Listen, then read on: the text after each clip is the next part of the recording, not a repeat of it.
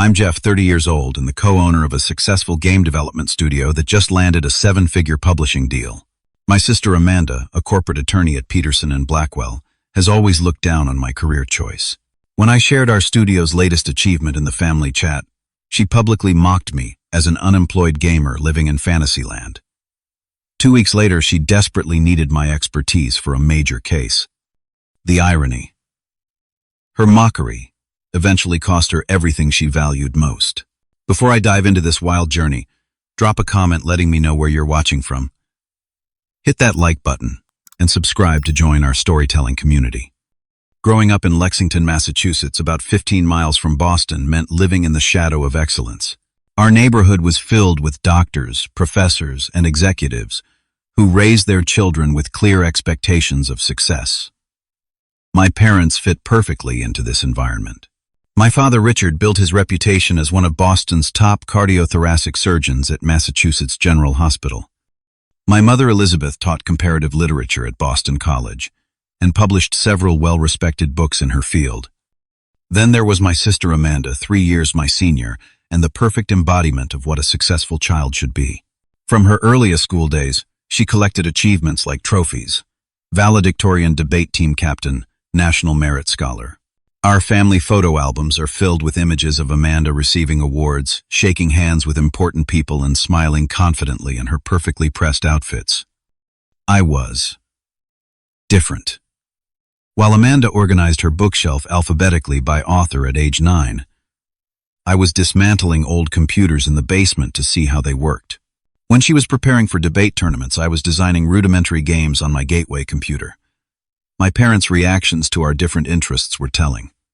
Amanda is preparing for her future, my father would say with pride. About my gaming, Jeff is just wasting time that could be spent on something productive. Family dinners often turned into celebrations of Amanda's latest accomplishments, with polite inquiries about my interests that quickly turned to concerned glances between my parents. I remember one particular evening when I was 15, excitedly telling everyone about reaching level 50 in a role-playing game that had taken months of strategic planning. That's nice, my mother said with a tight smile. But imagine what you could have accomplished if you'd put that time into your science fair project instead. Amanda smirked across the table. Maybe he could put professional game player on his college applications. The message was clear: her path was valuable. Mine was childish. When college applications came around, Amanda was accepted to Yale for her undergraduate degree with plans to attend Harvard Law afterward. I opted for Massachusetts Institute of Technology to study computer science, which at least earned grudging approval from my parents, since it was a prestigious school, even if they didn't fully understand my focus on game design and development. Our paths continued to diverge throughout college. Amanda joined pre-law societies, secured impressive internships at Boston law firms, and continued her perfect academic record. I dove into coding, game architecture, and digital storytelling, joining the game development club and spending weekends at game jams creating prototypes with like-minded students. During family holidays, the contrast between us became even more pronounced. Amanda would arrive immaculately dressed in business casual attire, discussing her connections with professors who clerked for Supreme Court justices. I'd show up in jeans and a hoodie trying to explain concepts like procedural generation and player engagement metrics to increasingly disconnected stares. So you just play games for your homework? Amanda would ask, her tone making it clear how childish she found my studies. No, I design systems that create emotional experiences through interactive storytelling, I'd try to explain. Right, video games. She'd turn to our parents with a knowing look.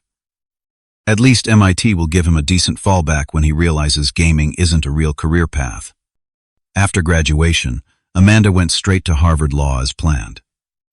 I surprised everyone by turning down offers from Google and Microsoft to join a small indie game studio called Moonshot Games. It consisted of just 5 people working out of a converted warehouse space in Cambridge. The family reaction was predictable. You're doing what my father nearly choked on his coffee when I announced my decision. Those are dream companies for computer science graduates. I'll be getting equity in Moonshot, I explained, and creative control over projects I care about. Equity in a company that will probably fold in 6 months, Amanda scoffed. Very smart. My mother tried for diplomacy. Couldn't you work at Google for a few years, build some savings and experience, then pursue this gaming thing? If you still want to? They fundamentally didn't understand that game development wasn't just a hobby I was refusing to outgrow. It was my calling, my craft, my art form. The small studio offered me a chance to help build something from the ground up rather than being a tiny cog in a massive corporate machine. The first 2 years were admittedly rough. We worked long hours for modest pay, pouring everything into our first major title. During this time, Amanda graduated near the top of her class and secured a position at Peterson and Blackwell, one of Boston's most prestigious corporate law firms. At family gatherings, the contrast was stark. Amanda just closed her first major acquisition deal, my father would announce proudly. "That's wonderful, and Jeff, are you still playing those computer games?" my aunt would ask. "He's actually developing them," my mother would correct, though her tone carried a hint of apology. Amanda never missed an opportunity to highlight the disparity in our situations. "I just put a down payment on a condo in Back Bay," she mentioned casually at Thanksgiving dinner during my second year at Moonshot. "The market is so competitive for desirable properties. How's your apartment, Jeff?" My shared apartment in Somerville with 2 roommates paled in comparison, but I remained focused on the long game.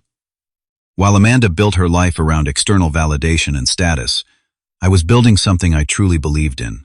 I just wished my family could see that same value. Our perseverance at Moonshot Games began paying dividends during our 3rd year.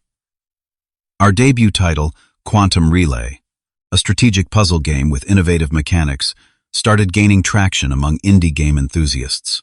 The turning point came when it was nominated for Excellence in Design at the Independent Games Festival, one of the industry's most respected recognition programs. When we actually won, everything changed. Major gaming publications featured interviews with our team. Our player base expanded exponentially. Venture capital firms that specialized in entertainment and technology suddenly expressed interest in funding our next projects. Within months, we secured a $2 million investment to expand our team and develop our follow-up title. My role evolved from general developer to lead designer, focusing on the systems and player experiences that had made our first game stand out.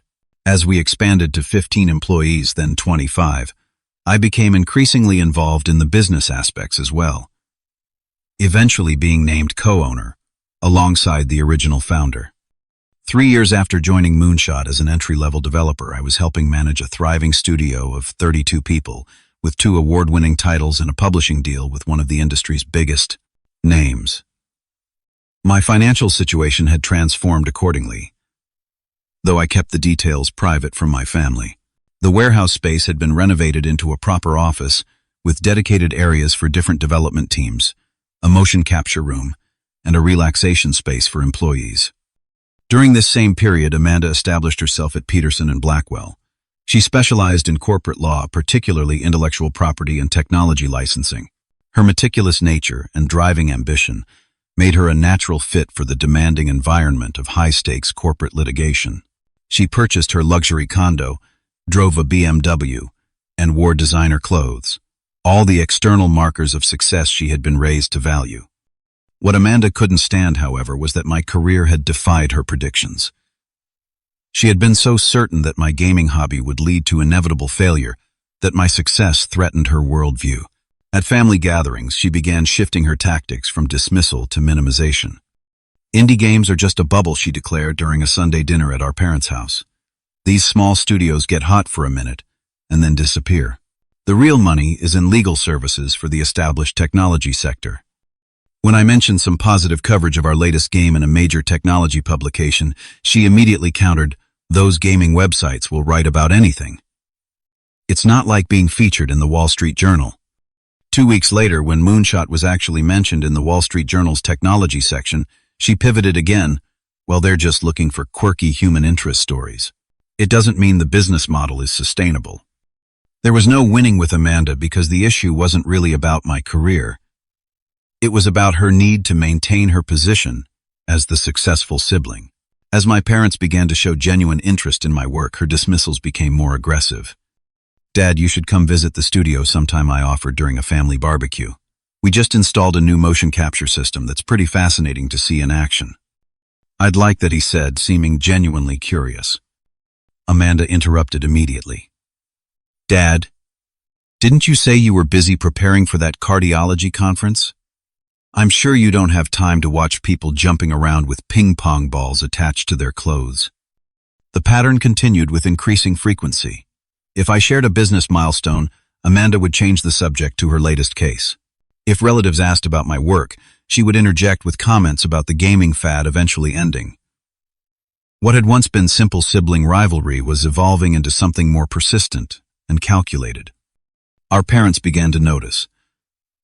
One evening after Amanda had been particularly dismissive, my mother pulled me aside. "Your sister is having a hard time adjusting to your success," she said quietly. "She's always defined herself by being the achiever in the family." "That's not my problem," I replied. "I never tried to compete with her." I know my mother sighed. "But try to be patient. She needs time to realize there's room for both of you to succeed in different ways." My father, too, had begun to acknowledge my accomplishments in ways that clearly irritated Amanda. When he proudly showed his colleague's son our game at a hospital function, Amanda later complained that he was validating an industry that promotes addiction and violence. The underlying problem was that Amanda had constructed her identity around conventional achievement and external validation. She had followed the prescribed path. Prestigious schools, respected profession, appropriate status symbols. Her worldview couldn't accommodate the idea that success might look different for different people. My rising prominence in a field she had repeatedly dismissed as trivial threatened not just her sense of superiority, but her entire understanding of what success meant. As Moonshot continued to grow and gain recognition, Amanda's resentment hardened into something closer to hostility. What she didn't realize was that her need to diminish my achievements was about to collide with professional consequences she never saw coming. Our extended family maintained a group chat that included aunts, uncles, and cousins from both sides of the family, about 20 people in total. It served primarily as a digital family bulletin board for sharing life updates, coordinating holiday plans, and occasional light banter. Most messages received polite responses or thumbs-up reactions before the conversation moved on to the next topic. In early October, Moonshot Games reached a milestone I was genuinely proud of. After years of building our reputation with smaller titles, we had secured a publishing deal with Zenith Interactive, one of the industry's most respected publishers. They would be funding and distributing our next major title, a deal worth several $1,000,000 that would secure our studio's future for years to come. The same week, we received word that our latest game had won Game of the Year at the Northeast Indie Game Awards. After sharing the news with my team and celebrating at the office, I decided to share the achievement with my family. I kept the message simple. Some exciting news to share. Moonshot just signed a major publishing deal with Zenith Interactive for our next title, and we won Game of the Year at the NEIG Awards. Years of hard work finally paying off in a big way. The responses came quickly. My parents offered congratulations, with my father adding, "Always knew your persistence would lead somewhere good." Cousins and aunts chimed in with supportive messages and questions about what the deal meant for the studio. My Uncle Paul, who worked in finance, recognized the publisher's name and noted they were considered a major player in the entertainment industry. The conversation was warmer and more enthusiastic than I had expected. Then Amanda's message appeared. "Congrats to my little brother, the unemployed gamer. Must be nice living in fantasy land while the rest of us work real jobs with actual responsibilities." For those who don't speak gamer, he convinced someone to pay him to make more addictive content to keep teenagers glued to their screens instead of doing homework. But hey, if they're giving participation trophies for that now, good for him. The chat fell silent for several long minutes. Her message was so needlessly harsh that no one seemed to know how to respond. I stared at my phone, a familiar hollow feeling expanding in my chest. No matter what I achieved, Amanda would never see value in my work. I started typing several responses, deleting each one before sending. There was no winning this exchange. Defending myself would look petty. Ignoring it would feel like conceding to her characterization. Before I could decide how to respond, Amanda doubled down with a second message. "Just sharing some educational reading for the family. Did you know gaming addiction is now a recognized disorder? Sending some links about the harmful effects of excessive gaming on developing brains." something to think about while celebrating. She followed with 3 links to sensationalist articles about gaming addiction, none from reputable scientific or medical journals, all featuring dramatic headlines about the dangers of gaming. My cousin Michael, who worked in software development, finally broke the awkward silence. That seems unnecessarily harsh, Amanda. Game development is a legitimate and growing industry. Jeff's studio creates entertainment products, just like films or books. Amanda replied immediately. There's a difference between passive entertainment and addictive interactive content designed to manipulate reward systems in the brain. But I wouldn't expect non-lawyers to understand the nuances of responsibility and liability. My fingers hovered over the keyboard, but I realized any response would only escalate the situation. Instead, I sent a brief message. Thanks to everyone for the kind words. Happy to answer any questions about the publishing deal or our new project if anyone's interested. Have a great evening. Then I muted the conversation and put my phone away. Engaging with Amanda's hostility would only drag everyone into an uncomfortable family dispute. Her words stung, but I refused to let them diminish my pride in what our team had accomplished. Later that evening, my phone rang with a call from my mother. Jeff, I'm sorry about what happened in the family chat, she began. Your father and I are very proud of your achievement. Thanks, Mom. It's fine. It's not fine. Amanda was completely out of line. We've spoken to her about it. What did she say? I asked, curious despite myself. My mother sighed. She said she was just joking and everyone is too sensitive these days. But we made it clear that her comments were inappropriate and hurtful. It doesn't matter, I said, though we both knew it did. This is nothing new from her. Your father asked me to tell you that he's been reading about Zenith Interactive. He says they're very well respected and selective about their partnerships. He's impressed, Jeff. That small acknowledgement meant more than I wanted to admit. After years of feeling like my career was viewed as some kind of extended adolescence by my family, having my father research my industry to understand my achievement felt like a breakthrough. I wish Amanda could just be happy for me, I said quietly. She's struggling with some things at work, my mother offered. Not that it excuses her behavior, but try to be the bigger person, Jeff. You've always been good at that. After we hung up, I sat in my apartment thinking about the family dynamics that seemed impossibly entrenched. Amanda had been putting me down for so long that it had become her reflexive response to any success I achieved. In her mind, my career could never be legitimate because she had decided years ago that it wasn't. What I didn't realize that evening was that Amanda's public mockery would soon be followed by a private plea for help, and that the collision between her disdain for my profession and her sudden need for my expertise would change our relationship forever.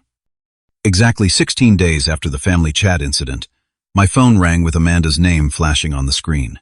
I nearly let it go to voicemail. Our communication had been non-existent since her public mockery. But curiosity got the better of me. Hello, I answered, keeping my tone neutral. Jeff, thank God you picked up. Amanda's voice had none of its usual confidence. She sounded stressed, almost frantic. I need your help. It's an emergency. What's going on? I asked, immediately concerned despite our recent history. Emergency in Amanda's vocabulary usually meant something serious. I'm working on this massive case, and I'm completely out of my depth on the technical aspects. The words came rushing out. The client is Swiftstream Technologies. They're suing Polygon Entertainment for copyright infringement, claiming Polygon stole their proprietary code for a mobile gaming app. I remained silent, listening as she continued. The senior partners assigned me to lead the technical depositions because I mentioned having a brother in gaming. I thought I could figure it out. But these documents might as well be written in Sanskrit. I need to depose their lead developer in 3 days, and I don't understand enough about game development to ask the right questions or challenge their answers. So you need my help, I stated flatly. Yes.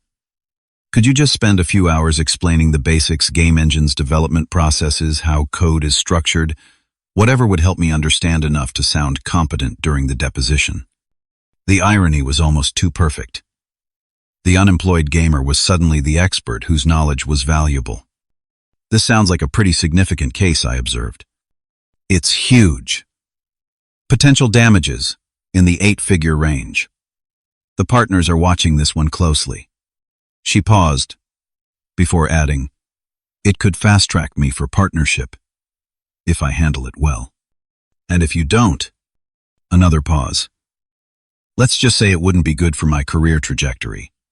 I let the silence stretch between us, processing the situation. Amanda had spent years belittling my profession, dismissing my expertise, and mocking my accomplishments. Now she needed that very expertise to save her career. "How many billable hours is your firm charging for your work on this case?" I asked. "What? Why does that matter?" "Just curious." She sighed. "Standard rate for my level is $525 per hour. And you're expecting me to provide expert consultation for free. Jeff, come on. It's just family helping family. I do the same for you." I nearly laughed at that. "When have you ever offered to help me professionally?" "That's not fair. If you ever needed legal advice..." "I did, actually. When we were negotiating our first publishing contract 3 years ago, you told me to just read the fine print and that you didn't handle video game stuff. That was different. I was swamped with the Harrington merger." I sighed. "Amanda, what you're asking for isn't a quick favor. You need comprehensive education on game development, technical architecture, coding principles, and copyright aspects specific to software. That's consulting work, not brotherly advice." "It would just be a few hours," she insisted. "Just enough so I don't sound completely clueless."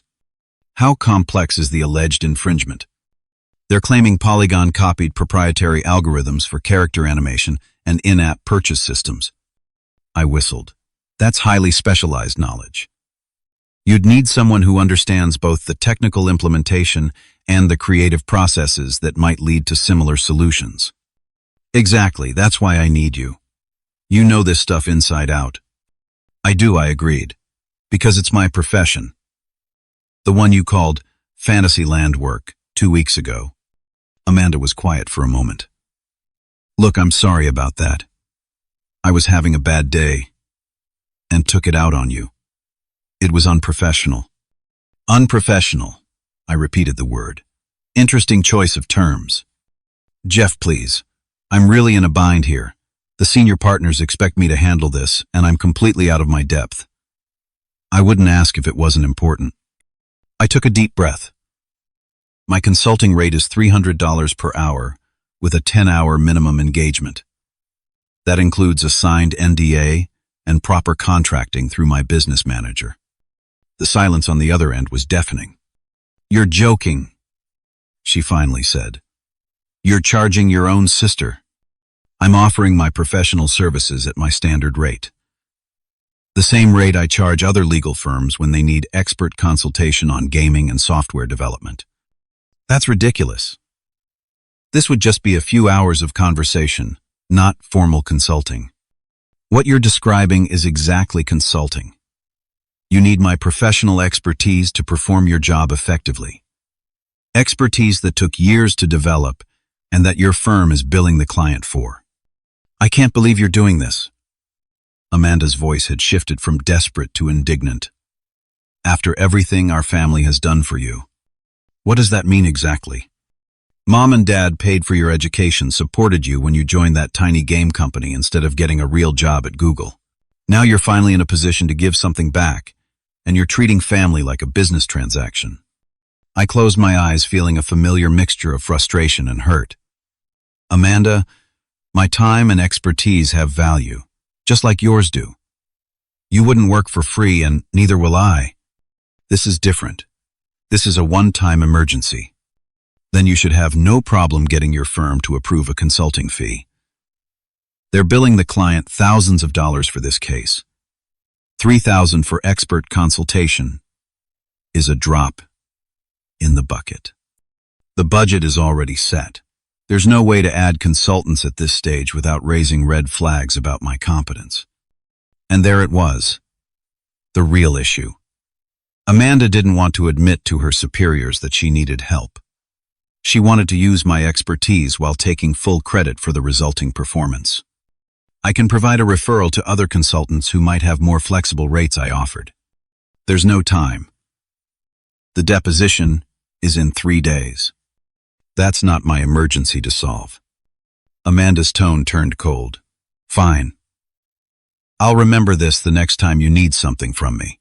And don't think the family won't hear about how you refused to help your sister when her career was on the line. Feel free to share the complete conversation, including the part where you expected me to work for free while you bill $500 an hour. You'll regret this, she said before hanging up. I sat with my phone in hand, a mixture of emotions washing over me. Part of me felt guilty. Wasn't family supposed to help each other? But a stronger part recognized that this was a pattern with Amanda. She had never respected my work yet. She felt entitled to benefit from it when convenient. For the first time in our adult relationship, I had refused to accommodate her demands, placing appropriate value on my time and expertise. I didn't know then how significant that boundary would prove to be, or how completely it would reshape our family dynamic in the coming weeks. The day after our phone call, the messages started pouring in. First, from my mother, who called, sounding concerned. Jeff, Amanda told us you refused to help her with an important case. Is everything okay between you two? I explained the situation, carefully emphasizing that I had offered my services at my standard professional rate, not refused outright. I understand you're upset about what she said in the family chat, my mother began. This isn't about that, I interrupted. This is about respecting my profession. Amanda needs specialized knowledge that I've spent years developing. Knowledge that her firm is charging their client hundreds of dollars per hour to access. Why should I provide that for free? My mother was quiet for a moment. I see your point, but she's really stressed about this case. I offered a solution. She rejected it. Next came a text from my father. Call me when you can. Need to discuss situation with your sister. Our conversation followed a similar pattern. My father, to his credit, seemed to understand my position better than I expected. So she needs your professional expertise, but doesn't want to acknowledge it as such, he summarized. Exactly. And she expects free work from you, while her firm bills the client. Yes. He sighed. Amanda has always had a blind spot when it comes to appreciating others' contributions. Even as a child, she took credit for group projects without acknowledging her teammates. This frank assessment of Amanda surprised me.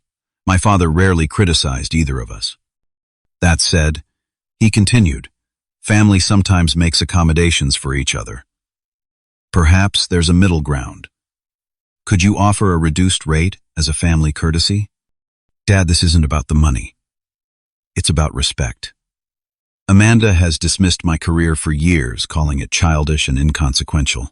Now suddenly my expertise is valuable enough that she needs it to save her professional reputation, but not valuable enough to compensate fairly. After a pause, he responded, I understand. You need to make your own decision on this. Whatever you choose, your mother and I support you. That support meant more than I could express. For the first time, my parents seemed to recognize the pattern of disrespect I'd been dealing with for years. The messages continued throughout the day. My cousin Stephanie texted Amanda's, telling everyone, You abandoned her in a career crisis. What happened? My uncle called, asking similar questions. Even my mother's sister reached out, having heard from Amanda that I was holding a childhood grudge and sabotaging her career. It became clear that Amanda was spinning a narrative throughout the family, casting herself as the victim and me as the vindictive brother. After receiving a particularly accusatory message from another cousin, I decided enough was enough. I took screenshots of my entire conversation with Amanda, including her request for free consultation while billing her client, and my offer of professional services at a standard rate. I then composed a calm, factual message, explaining the situation, and sent it to the family group chat. I've been hearing some concerning stories about my interaction with Amanda regarding her current case. For clarity, I'm sharing the actual conversation. Amanda needed expert consultation on game development for a major case. I offered my professional services at my standard consulting rate. She declined. I respect everyone's right to charge for their professional expertise, including my own. I attached the screenshots and added, I'm happy to answer any questions about this situation privately. The response was immediate and mixed. Some family members expressed understanding of my position. Others suggested I should have helped regardless of the circumstances, because that's what family does. A few pointed out that Amanda's characterization of the situation had been misleading at best. Amanda herself responded with a single message: "Thanks for airing private family business publicly. Very mature." I didn't engage further. The facts spoke for themselves. That evening, I received a flurry of increasingly desperate messages from Amanda. "The deposition is in 2 days. I'm completely unprepared. The senior partners are expecting me to handle this. My entire reputation is on the line. Name your price. I'll pay it personally, if that's what it takes. Jeff, please. I'm begging you."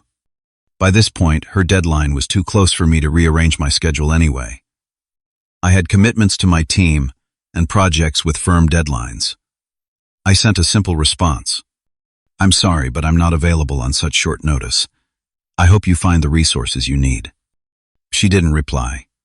Through mutual connections in the industry, I later learned that Amanda had frantically reached out to several gaming consultants, but none could accommodate her timeline. She had apparently spent the night before the deposition, watching YouTube tutorials about game development and reading Wikipedia articles on software architecture, a crash course that could never provide the depth of understanding needed for such a complex case. My cousin Michael, who worked for a tech company with connections to the gaming industry, called me a week later. "You won't believe what I heard," he said. Amanda's deposition was apparently a disaster. The opposing counsel brought in their lead developer and a technical expert who completely dismantled her questioning. She used gaming terminology, incorrectly confused basic concepts, and couldn't follow the technical explanations well enough to ask effective follow-ups. I felt a complex mixture of vindication and concern. While part of me thought Amanda was experiencing the natural consequences of her actions, another part worried about the impact on her career. The worst part, Michael continued, is that apparently she claimed in pre-deposition meetings that she had consulted with a gaming expert who happened to be her brother. When the opposing counsel asked for credentials of this expert during the deposition, she had to admit there had been no actual consultation. That detail hit me like a punch to the stomach. Amanda had not only expected to use my expertise for free, but had already taken credit for knowledge she didn't have.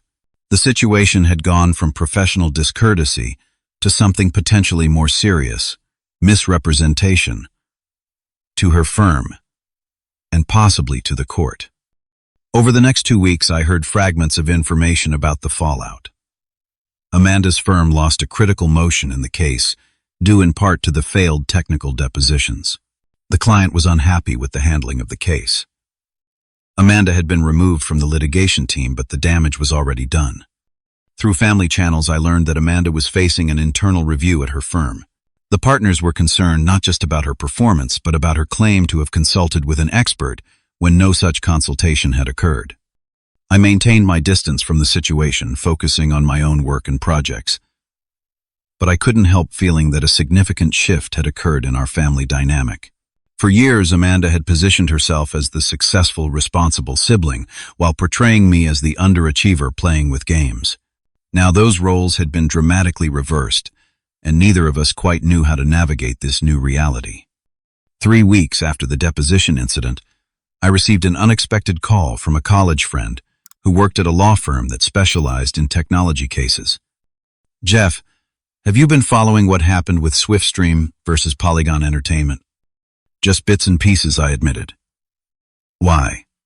"It's becoming a cautionary tale in legal circles.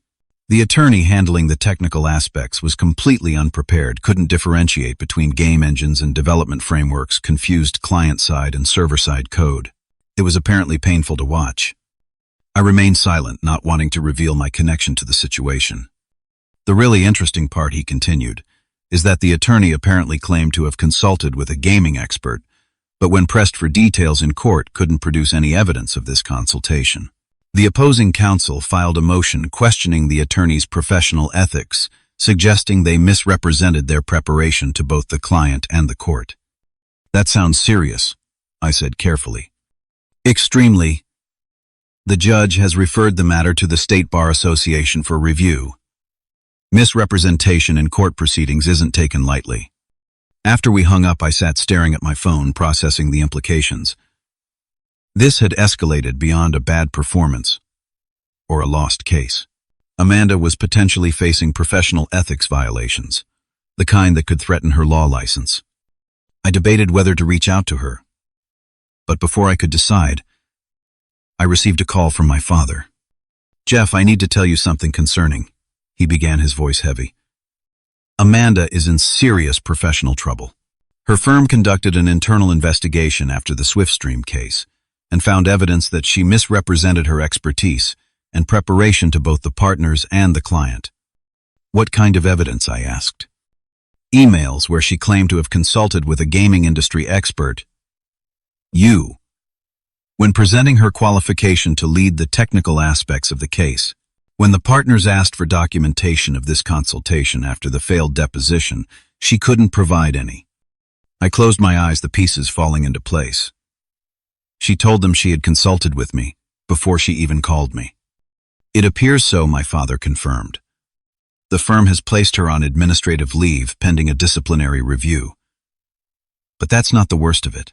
The opposing counsel in the case filed a complaint with the Massachusetts Board of Bar Overseers, alleging she made false statements during proceedings. The Board of Bar Overseers, the state agency responsible for investigating and evaluating complaints against attorneys. This was no longer just an employment issue.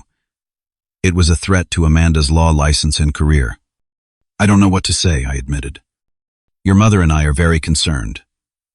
Amanda won't discuss the details with us. She's withdrawn completely. We thought perhaps you might reach out to her." "Dad, I'm not sure that's a good idea. I'm probably the last person she wants to hear from right now." Perhaps he acknowledged. "But you understand the technical aspects of the case better than anyone else in the family. You might be able to help her prepare a defense." The irony of the situation wasn't lost on me. Once again, my expertise was being sought to help Amanda, but this time the stakes were much higher. "I'll think about it," I promised. After hanging up, I did some research on bar complaints and disciplinary proceedings. What I found was concerning. Misrepresentation to a court, especially claiming expertise or consultation that never occurred, could result in sanctions ranging from reprimand to suspension, or even disbarment in extreme cases. Amanda's career, which she had built with such single-minded determination, was genuinely at risk. Despite our difficult history, I couldn't take any satisfaction in her predicament. This went beyond sibling rivalry or wounded pride. This was her livelihood and professional identity at stake. I decided to send her a simple text I heard about what's happening. "If you want to talk, I'm here." Days passed with no response. Through family updates, I learned that Amanda's situation had worsened. Her firm had concluded their internal investigation and found multiple instances where she had overstated her qualifications or knowledge on technical matters. They had placed her on indefinite unpaid leave and were cooperating with the bar investigation. The opposing counsel had submitted documentation from the deposition showing clear instances where Amanda had made statements about game development processes that were factually incorrect, yet presented with unwarranted certainty. The implication was that she had either fabricated her knowledge or misrepresented the extent of her consultation with experts. About a month after the initial incident, I received a formal letter from Peterson and Blackwell on my office stationery. It was a request for expert consultation services outlining a case involving software copyright infringement and requesting my professional opinion on several technical aspects of game development. The letter was signed by one of the senior partners with no mention of Amanda. I called the number provided and spoke directly with the partner. "Mr. Harrington, thank you for taking my call. I received your letter requesting consultation services." "Yes, Mr. Jefferson.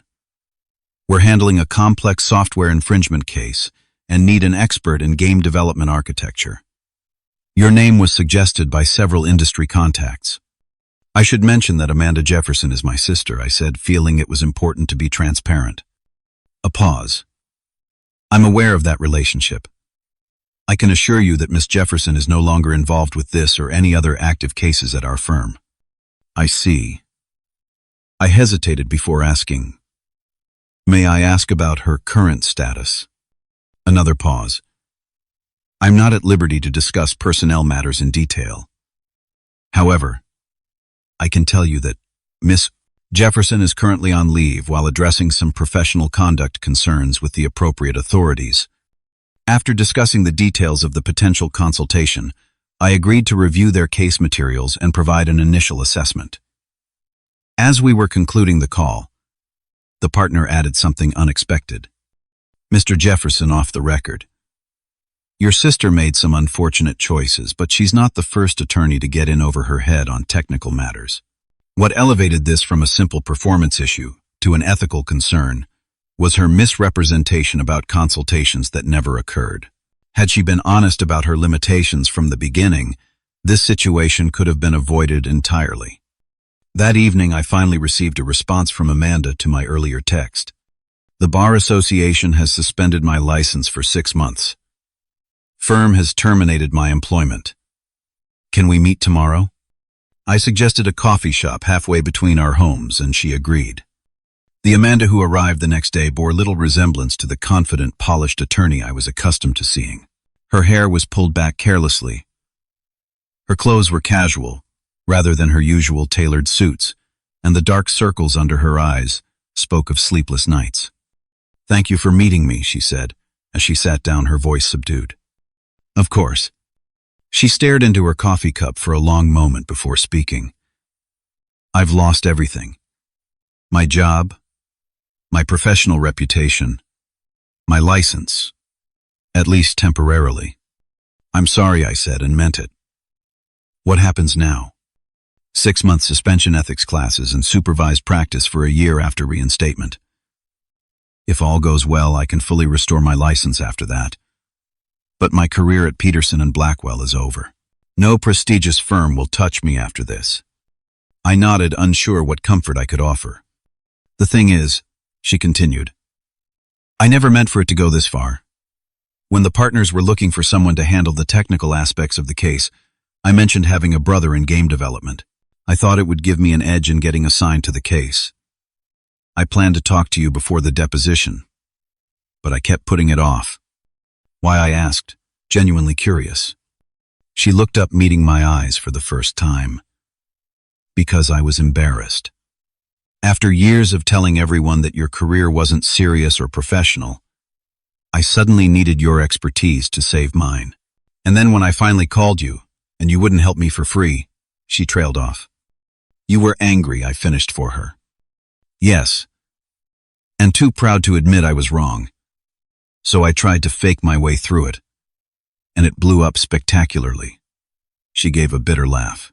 "Turns out game development is a legitimate profession after all, with real expertise that can't be faked with a few hours of YouTube tutorials." The acknowledgement, however, painful its context, felt like the breaking of a dam that had stood between us for years. "I'm sorry for how I've treated you in your work," she said quietly. "I was arrogant and dismissive. I convinced myself that my path was the only legitimate one because it was the one our parents always valued. When you succeeded doing something completely different, it threatened my whole worldview." We talked for nearly 3 hours, unpacking years of rivalry and resentment. For the first time since childhood, we were having an honest conversation about our relationship and the patterns that had defined it. Amanda's professional crisis had forced her to confront not just her attitude toward my career, but her entire approach to measuring success and worth. As we prepared to leave, she asked, "Do you think we can start over somehow? Not just go back to how things were, but actually build a better relationship?" "I'd like to try," I said. "It won't happen overnight, but I think we both want things to be different." She nodded, a small smile appearing for the first time. "I have plenty of time to work on it now." Silver lining of professional disgrace. Lots of free time for personal growth. It wasn't a perfect resolution, but it was a beginning. As we parted ways, I realized that sometimes it takes a significant disruption to break entrenched patterns and create space for something new to grow. 6 months after Amanda's license suspension, we met for dinner at a restaurant in Boston to celebrate her completion of the required ethics courses and the impending reinstatement of her law license. The past half year had been transformative for both of us in ways neither could have predicted. "I've been offered a position at Thornton Legal," Amanda announced as we settled at our table. It's a smaller firm specializing in small business law. Nothing like the prestige of Peterson and Blackwell, but the partners know about my situation and are willing to give me a second chance. That's fantastic, I said, genuinely happy for her. When do you start? Next month, after my license is officially reinstated. I'll be under supervision for the first year, but it's a real opportunity to rebuild. The changes in Amanda went beyond her professional situation. She seemed more relaxed, more authentic. The designer clothes and status symbols that had once defined her public image had been replaced by a more natural style. Even her way of speaking had shifted from the formal, sometimes condescending tone she had cultivated to something more genuine. "How about you?" she asked. "How's the expansion going?" Moonshot Games had recently opened a second studio in Montreal. A development that would have once provoked dismissive comments from Amanda, but now elicited genuine interest. It's challenging but exciting. Managing teams across 2 locations has a learning curve, but the Canadian tax incentives for game development make it worthwhile. "I've been playing your latest game," she admitted with a smile. "It's actually really engaging. I never realized how much strategy and problem-solving goes into good game design." "You're playing our game," I couldn't hide my surprise. "Don't sound so shocked." I had to see what all the fuss was about. She took a sip of her wine. "Plus, I had a lot of free time during my suspension. Turns out gaming is a pretty good way to take your mind off professional disgrace." We shared a laugh, the tension that had defined our relationship for so long continuing to dissolve. "I've been thinking a lot about why I was so dismissive of your career," Amanda said, her expression growing more serious. "It wasn't really about gaming or what constitutes a real job. It was about my own insecurities." "What do you mean?" "I followed this prescribed path that was supposed to lead to happiness and fulfillment. Prestigious schools, competitive career, all the right status markers. But the truth is, I was miserable at Peterson and Blackwell. The constant pressure, the political maneuvering, the 80-hour weeks. I was succeeding by every external measure, while feeling like a failure inside." "You never let it show," I observed. "Of course not. Admitting unhappiness would mean admitting I'd made the wrong choices. So instead, I doubled down. If I was suffering for my career, then it must be superior to careers where people actually enjoyed their work." She smiled ruefully. "Seeing you build something you were passionate about, watching you find success on your own terms, it challenged everything I'd convinced myself to believe." This level of self-awareness and honesty from Amanda was entirely new. The professional crisis that had seemed like an ending had instead become a catalyst for genuine growth. "I've learned some important lessons these past 6 months," she continued. "Success isn't measured by how impressed strangers are with your business card. And expertise, real expertise, takes time and passion to develop. It can't be faked or acquired overnight." "Those are expensive lessons," I said, "but valuable ones. I wouldn't have chosen this path, but I'm actually grateful for where it's led me. For the first time in my adult life, I'm making choices based on what feels right for me, not what will impress others." As our dinner continued, we discussed the changes in our family dynamics as well. Our parents had been supportive of Amanda throughout her professional crisis, but the experience had also shifted their perspective on achievement and success. My father, who had once been fixated on traditional markers of prestige, had developed a genuine interest in my work, even visiting the studio and meeting my team. "Mom told me Dad has been bragging to his colleagues about your studio's expansion," Amanda shared. "Apparently, he's become quite the gaming industry commentator at hospital functions." "That's hard to imagine," I laughed. "People can change. I'm living proof of that." As the evening drew to a close, Amanda raised her glass. "To finding success on our own terms, and respecting others doing the same." I clinked my glass against hers, and to second chances. In the months that followed, our relationship continued to strengthen. Amanda settled into her new role at the smaller firm, and found that she actually preferred the more collaborative environment and focus on helping small businesses. I provided occasional consultation for her firm on technology-related cases, our professional relationship now built on mutual respect and appropriate boundaries. The family chat that had once been the site of public mockery became a space where both our achievements were celebrated equally. The last traces of competitive tension faded as we each found security in our own paths. Perhaps the most profound change was in how I viewed my own worth and the value of my expertise. For years, I had internalized the message that my career was somehow less legitimate, less worthy of respect. Standing firm in that moment when Amanda asked for free help had been about more than money. It had been about claiming the value of my knowledge and experience. That boundary, difficult as it was to maintain in the face of family pressure, had been necessary not just for my relationship with Amanda, but for my relationship with myself. Looking back on that pivotal family chat where Amanda had mockingly called me an unemployed gamer, I couldn't have predicted the chain of events it would set in motion. Her public disrespect, followed by private need, had created the perfect storm that ultimately transformed our relationship. Sometimes the most difficult moments in our lives become the catalysts for the most meaningful growth. Have you ever had to stand your ground with family when they undervalued your skills or passions? I'd love to hear your stories in the comments below. This experience taught me that respecting your own worth is the foundation for healthy relationships. Sometimes, the most loving thing you can do for others is to maintain your boundaries. If this story resonated with you, please hit that like button and subscribe for more real-life experiences. Share this with someone who might need encouragement to value their unique path. Thank you for joining me on this journey, and remember, true success comes from living authentically, not from meeting others' expectations.